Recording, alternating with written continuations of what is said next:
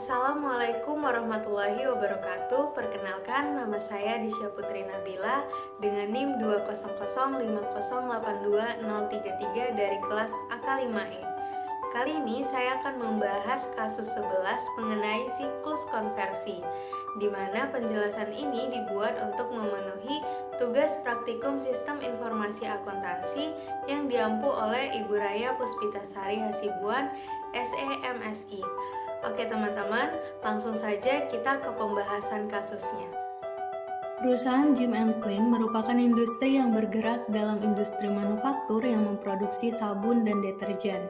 Untuk sabun yang dihasilkan adalah macam-macam sabun mandi, baik sabun cair maupun sabun padat, dan di mana jenisnya sangat beragam dan banyak variannya.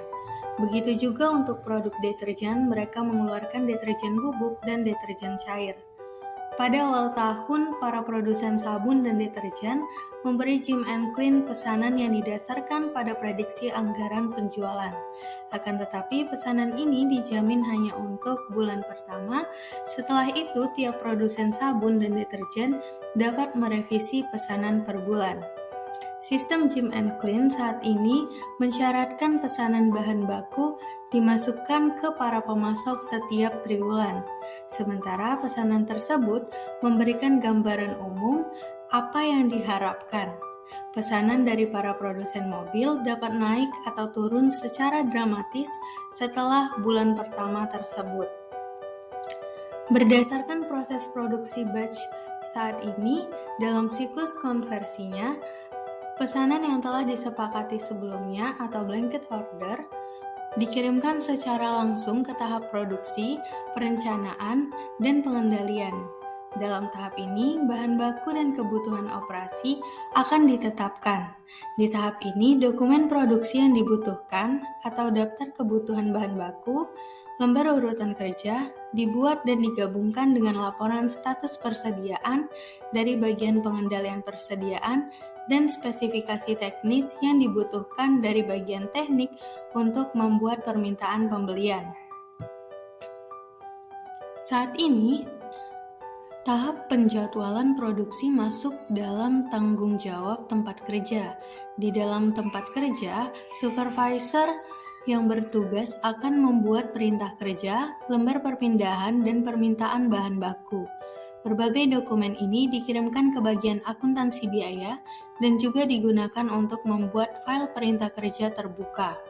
Tempat kerja tersebut juga menahan beberapa salinan dari berbagai dokumen ini agar dapat digunakan untuk memulai aktivitas produksi. Di bawah sistem saat ini, ketika produksi dimulai, bahan baku yang berlebih akan langsung dibuang. Pusat kerja juga membuat berbagai dokumen pencatatan waktu kerja yang dibutuhkan atau kartu waktu untuk gaji dan jam kerja, serta mengirimkan informasi ini ke bagian akuntansi biaya juga. Setelah siklus produksi selesai, jadwal produksi dan lembar perpindahan akan digunakan untuk menutup file perintah kerja terbuka. Dengan satu salinan perintah kerja akan dikirim ke gudang barang jadi dan sementara yang lainnya dikirimkan ke bagian pengendalian persediaan. Pada tahap awal produksi, salinan dari permintaan bahan baku dikirimkan ke bagian penyimpanan persediaan agar bahan baku yang dibutuhkan dapat dikeluarkan ke tempat kerja. Sebuah salinan permintaan bahan baku disimpan dalam file di bagian penyimpanan persediaan. Bagian pengendalian persediaan dilibatkan dalam seluruh proses produksi batch. Bagian ini menerbitkan dokumen status persediaan ke fungsi produksi perencanaan dan pengendalian agar kebutuhan bahan baku diterima dari bagian penyimpanan persediaan hingga file persediaan dapat diperbarui. Ketika berbagai file tersebut diperbarui, maka permintaan bahan baku dikirimkan ke bagian akuntansi biaya. Sementara file yang diperbarui digunakan juga untuk membuat voucher jurnal yang dikirim ke bagian buku besar. Satu salinan dari permintaan bahan baku, permintaan pembelian, dan dokumen perintah kerja akan disimpan dalam file di bagian pengendalian persediaan. Ketika bagian akuntansi biaya telah menerima semua informasi yang dibutuhkan dari berbagai bagian lainnya, file barang dalam proses akan diperbarui. Semua dokumen tempat kerja, kartu perpindahan, kartu waktu, permintaan bahan baku, kelebihan bahan baku, dan retur bahan baku bersama dengan sebuah salinan perintah kerja disimpan di bagian akuntansi biaya. Pada akhir tahap ini, bagian akuntansi biaya membuat voucher jurnal dan mengirimkannya ke bagian buku besar. Voucher jurnal ini bersama dengan yang dikirimkan oleh bagian pengendalian persediaan digunakan untuk memperbarui buku besar. Kedua voucher jurnal tersebut disimpan dalam file di bagian buku besar. Berdasarkan kasus di atas, diminta pertama, buatlah diagram arus data untuk sistem saat ini. Yang kedua, buatlah bagan alir atau flowchart dokumen untuk sistem yang ada sekarang ini. Yang ketiga, analisislah berbagai kelemahan pengendalian internal dalam sistem ini. Sesuaikan jawaban Anda dengan 6 kategori aktivitas pengendalian fisik yang disebutkan di dalam SAS 78. Yang keempat, buatlah bagan alir sistem untuk sistem berbasis komputer yang didesain ulang yang bisa menyelesaikan kelemahan pengendalian yang Anda identifikasi. Berdasarkan kasus tersebut, maka akan dibuat diagram konteks, di mana diagram konteks ini merupakan garis besarnya, kemudian data flow diagram atau DFD yang akan menjelaskan secara lebih detail. Selanjutnya akan dibuat flowchart atau bagan alir, di mana pada kasus ini terdapat 2 flowchart. Yang pertama untuk sistem yang ada sekarang ini, yang kedua flowchart untuk sistem berbasis komputer yang didesain ulang yang bisa menyelesaikan kelemahan pengendalian yang sudah diidentifikasi. Nah, ada juga kelemahan sistem pengendalian internal dan kita juga akan memberikan saran kelemahan sistem pengendalian internalnya juga. Sebelum kita lanjut ke pokok pembahasan, teman-teman harus tahu apa itu siklus konversi. Siklus konversi sering disebut dengan siklus produksi, karena inti dari perusahaan ini adalah merubah bahan baku menjadi produk jadi. Aktivitas pokok pada siklus ini lebih berfokus pada bagian produksi, namun aktivitas ini juga akan melibatkan bagian akuntansi, terutama untuk melacak biaya yang keluar selama proses produksi. Berdasarkan kasus yang telah dibacakan di atas, maka dibuatlah diagram konteks di mana terdapat 7 entitas yang saling berhubungan dalam siklus konversi, yaitu pelanggan, departemen teknik, departemen pembelian, departemen pengendalian persediaan, departemen penggajian, departemen akuntansi biaya, dan buku besar. Diawali dari pelanggan mengirimkan blanket order ke siklus konversi. Kemudian, daftar kebutuhan bahan baku, lembar urutan kerja, dan laporan status persediaan akan dikirim ke Departemen Teknik, dan kemudian akan melakukan permintaan pembelian. Selanjutnya, permintaan pembelian bahan baku akan diproses di Departemen Pembelian dan akan menghasilkan bahan baku. Setelah siklus konversi menerima bahan baku, maka bahan baku ini dikirimkan ke Departemen Pengendalian Persediaan, sehingga Departemen Pengendalian Persediaan dapat mengirimkan laporan status persediaan. Selanjutnya, dokumen pencatatan waktu kerja dikirimkan ke Departemen Penggajian, sehingga Departemen dapat mengirimkan kartu waktu untuk gaji dan jam kerja. Lalu permintaan pembelian, permintaan bahan baku, file perintah kerja, lembar perpindahan, kelebihan bahan baku, retur bahan baku, dan kartu kerja dikirimkan ke Departemen Akuntansi Biaya, sehingga Departemen dapat memperbarui file dalam proses. Kemudian voucher jurnal dikirimkan ke bagian buku besar, sehingga buku besar dapat diperbarui. Selanjutnya kita masuk ke DFD level 0, di mana di DFD level 0 ini menunjukkan 3 aktivitas dasar yang dilakukan dalam siklus konversi. Aktivitas pertama dalam siklus konversi dimulai dari pelanggan mengirimkan blanket order pada sistem 1.0, yaitu proses perencanaan produksi. Kemudian daftar kebutuhan bahan baku, lembar urutan kerja, dan laporan status persediaan dikirimkan kepada Departemen Teknik, dan dari Departemen Teknik akan melakukan permintaan pembelian. Selanjutnya, sistem 1.0 akan melanjutkan prosesnya ke sistem 2.0, yaitu proses pengendalian produksi bahan baku, di mana permintaan pembelian bahan baku akan diproses pada Departemen Pembelian, di mana departemen ini membutuhkan data master pembelian, sehingga Departemen Pembelian dapat mengirimkan bahan baku. Kemudian, bahan baku tadi dikirimkan kepada Departemen Pengendalian Persediaan.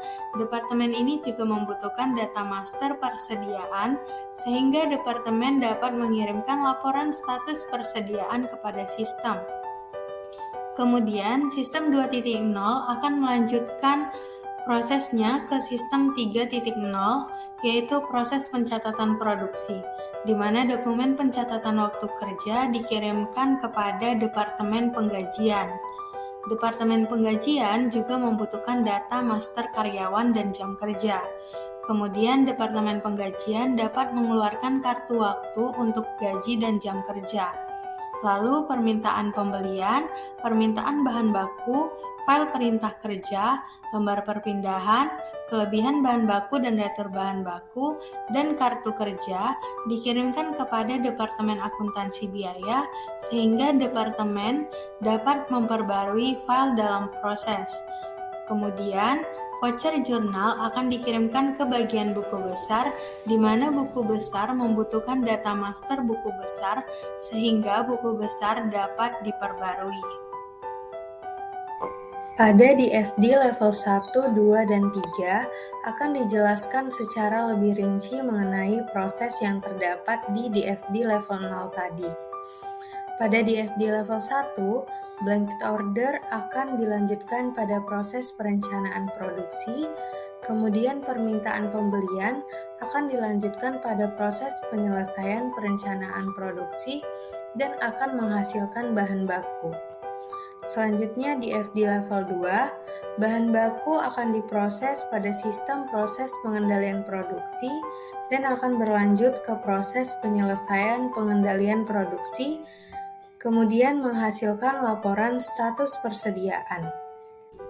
Pada DFD level 3, dokumen pencatatan file akan diproses pada sistem proses pencatatan produksi. Kemudian, voucher jurnal akan diproses pada sistem proses penyelesaian pencatatan produksi, di mana pada sistem ini membutuhkan data master file dan buku besar, sehingga dapat menghasilkan update file dan buku besar. Selanjutnya, saya akan menjelaskan flowchart pertama, yaitu flowchart untuk sistem yang ada sekarang ini, di mana terdapat 7 entitas terkait di dalamnya, yaitu pelanggan, Departemen Teknik, Departemen Pengendalian Persediaan, Departemen Pembelian, Departemen Penggajian, Departemen Akuntansi Biaya, dan buku besar. Dimulai dari membuat kesepakatan pesanan, kemudian mengirimkan dokumen blanket order ke Departemen Teknik untuk dilakukannya proses perencanaan. Kemudian daftar kebutuhan bahan baku, lembar urutan kerja, dan laporan spesifikasi khusus digunakan untuk membuat jadwal produksi. Pada Departemen Pengendalian Persediaan, dibuat secara manual laporan status persediaan, kemudian mengirimkan dokumen laporan status persediaan ke Departemen Teknik untuk dibuatnya jadwal produksi. Setelah itu, mereka akan mengirimkan permintaan pembelian bahan baku ke Departemen Pembelian. Selanjutnya, setelah Departemen Pembelian menerima bahan baku, maka untuk bahan baku yang digunakan akan dikirimkan ke Departemen Teknik untuk dibuat rincian jadwal. Lembar perpindahan, file perintah kerja, dan bahan baku akan digunakan untuk proses produksi. Setelah dilakukannya proses produksi, maka pesanan barang jadi ini akan dikirimkan ke pelanggan. Pada Departemen Pembelian, bahan baku berlebih akan dikirimkan ke Departemen Akuntansi Biaya. Sedangkan pada Departemen Penggajian, mereka tugasnya membuat dokumen waktu kerja, kemudian mengirimkan kartu waktu kerja untuk gaji dan jam kerja ke Departemen Akuntansi Biaya. Kedua dokumen ini akan digunakan untuk memperbarui file barang dalam proses. Kemudian mereka membuat voucher jurnal dan voucher jurnal tersebut akan dikirimkan ke buku besar. Untuk file perintah kerja, permintaan pembelian bahan baku yang tadinya disimpan di Departemen Pengendalian Persediaan akan digunakan untuk memperbarui file persediaan. Setelah itu, dibuatlah voucher jurnal dan dokumen voucher jurnal persediaan ini akan dikirimkan ke buku besar. Kedua file ini, yaitu voucher jurnal dan voucher jurnal persediaan, digunakan untuk memperbarui buku besar dan disimpan di dalam buku besar. Setelah dianalisis lebih lanjut, terdapat kelemahan pada pengendalian internal dalam sistem ini. Yang pertama, catatan akuntansi. Ada beberapa pengendalian yang masih dilakukan dengan cara manual. Yang kedua, verifikasi independen. Tidak dilakukan pengecekan mengenai kesesuaian barang yang dipesan atau diproduksi. Yang ketiga, pemisahan tugas. Bahan baku yang berlebih langsung dibuang. Saran dari kelemahan tersebut, yang pertama, catatan akuntansi. Akan lebih baik apabila pengendalian tersebut dilakukan dengan media elektronik karena lebih menghemat waktu. Yang kedua, verifikasi independen. Barang yang masuk sebaiknya dilakukan pengecekan kembali. Yang ketiga, pemisahan tugas. Sebaiknya dilakukan koordinasi dengan bagian pembelian agar tidak terjadi kelebihan bahan baku. Apabila bahan baku yang berlebih banyak, maka lebih baik digunakan untuk proses produksi berikutnya. Baiklah, saya akan menjelaskan poin terakhir, yaitu flowchart untuk sistem berbasis komputer yang didesain ulang yang bisa menyelesaikan kelemahan pengendalian yang sudah diidentifikasi sebelumnya. Untuk flowchart ini, entitasnya masih sama dengan flowchart sebelumnya, yaitu terdapat 7 entitas. Dimulai dari membuat kesepakatan pesanan. Untuk kesepakatan pesanan yang tidak disetujui maka kesepakatan batal, sedangkan untuk kesepakatan yang disetujui maka akan dilanjutkan dengan mengirimkan blanket order ke Departemen Teknik untuk dilakukannya proses perencanaan. Kemudian daftar kebutuhan bahan baku, lembar urutan kerja, dan laporan spesifikasi khusus dikirimkan untuk membuat jadwal produksi. Pada Departemen Pengendalian Persediaan, membuat laporan status persediaan, kemudian dokumen laporan status persediaan akan dikirimkan ke Departemen Teknik untuk membuat jadwal produksi. Setelah itu, Departemen Teknik akan mengirimkan permintaan pembelian bahan baku ke Departemen Pembelian. Setelah Departemen Pembelian menerima bahan baku, maka untuk bahan baku yang digunakan akan diteruskan ke Departemen Teknik untuk dilakukannya pembuatan rincian jadwal. Kemudian, lembar perpindahan, file perintah kerja, dan bahan baku akan dikirimkan untuk proses produksi. Setelah itu, dokumen pesanan barang jadi ini akan dikirimkan ke pelanggan. Untuk bahan baku berlebih akan dikirimkan ke Departemen Akuntansi Biaya. Selanjutnya, pada Departemen Penggajian, membuat dokumen waktu kerja dan menghasilkan kartu waktu kerja untuk gaji dan jam kerja. Kemudian dokumen ini dikirimkan ke Departemen Akuntansi Biaya. Kedua dokumen ini akan digunakan untuk memperbarui file barang dalam proses. Kemudian, setelah diperbarui file barang dalam proses, dibuatlah voucher jurnal dan voucher jurnal tersebut akan disimpan di dalam database. Untuk dokumen voucher jurnal akan dikirim ke buku besar. Selanjutnya, file perintah kerja, permintaan pembelian bahan baku yang disimpan berdasarkan tanggal pada Departemen Pengendalian Persediaan digunakan untuk memperbarui file persediaan. Setelah file persediaan diperbarui, maka dibuat voucher jurnal dan dokumen voucher jurnal persediaan disimpan dalam database. Untuk dokumen voucher jurnal persediaan kemudian dikirimkan ke buku besar. Kedua dokumen ini akan digunakan untuk memperbarui buku besar dan kemudian output buku besar ini akan disimpan ke dalam database dan selesai. Sekian penjelasan dari saya, semoga bermanfaat. Assalamualaikum warahmatullahi wabarakatuh.